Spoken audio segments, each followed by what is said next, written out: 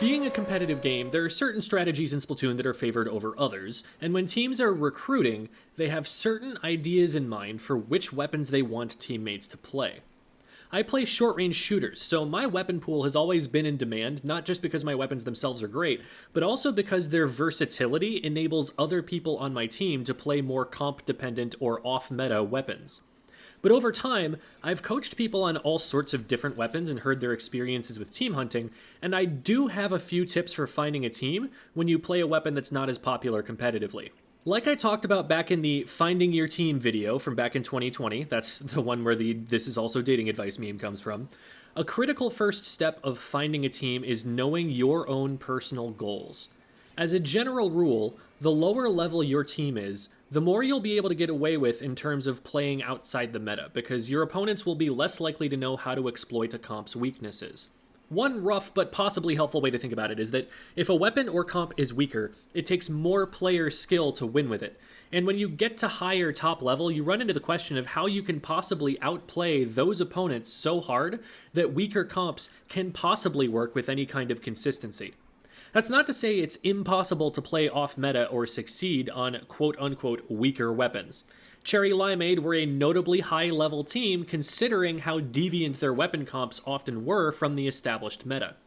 It was almost like they made it their goal to look at the folks who say a weapon can't win at top level and make them eat their words. Still, if your goal is really to push for the highest levels of play in the game, you're probably going to choose the strategies that are easiest for you to win with. And since that's a common pattern of behavior across the community, common patterns of weapon choices emerge across the community as well, and those common patterns become the metagame. Cherry Limeade was a team that was committed to and interested in pushing off-meta weapons.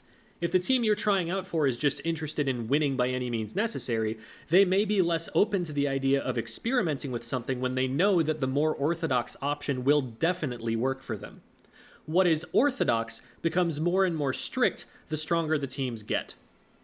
If you're at a point where the weapon you like playing isn't getting you tryouts and you've been looking for a while, you have a couple options outside of just continuing to look. One, which definitely has some benefits, is just forming your own team. Put out your own recruitment post instead, and now you can handpick the players you'd want on your team to support the weapon you play. The team can be founded on the idea of working around that option. Obviously, that comes with some responsibilities. Captaining a team is a little more work and requires a certain level of attentiveness and maturity. Still, even if you were to screw it up royally, I think there'd be a lot to learn from it. So if you're on the fence, at least fall clumsily off that fence in the direction of trying it instead of the direction of not trying it.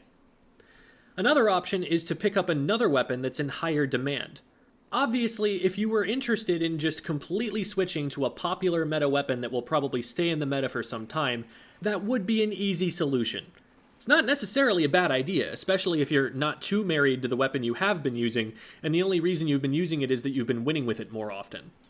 But I think most of the people interested in this video don't want to totally switch off their favorite weapon. So for them, I'd recommend a somewhat modified approach. Pick up another weapon that's in higher demand and learn how to play it on the map modes that your main weapon struggles on the most. Typically, a lower tier weapon is one that works pretty well on some maps and modes, but has significant weaknesses elsewhere that, even as a fan of that weapon, you can acknowledge are pretty frustrating. If you just start running something more conventional in those places where you already know your weapon struggles, not only will you be making yourself more marketable to a team by being able to play a weapon they're looking for, you'll also probably improve your results individually. Now, instead of approaching a team like, "I'm playing vanilla blah blobber, take it or leave it," you can offer to flex to something that won't scare them off, and then during the tryout be like, "Hey, I can keep playing what I'm playing if you want, but I think this is a strong blob map, and I think I'll perform better on that weapon here if you're willing to give it a try." Bonus points if you can fill them in on how to play around you and support you now that your playstyle is changing a bit. Speaking of playstyles, it can be valuable to choose this weapon you're going to flex to based on what you currently play. Most people aren't going to be a sploosh main but flex to a charger for competitive play. They have very different mechanics and very different roles. It works pretty well to swap onto a weapon with different mechanics that plays the same role, or has similar mechanics but plays a different role. Then you're only having to learn one or the other. This is exactly what I did when I first started playing competitively.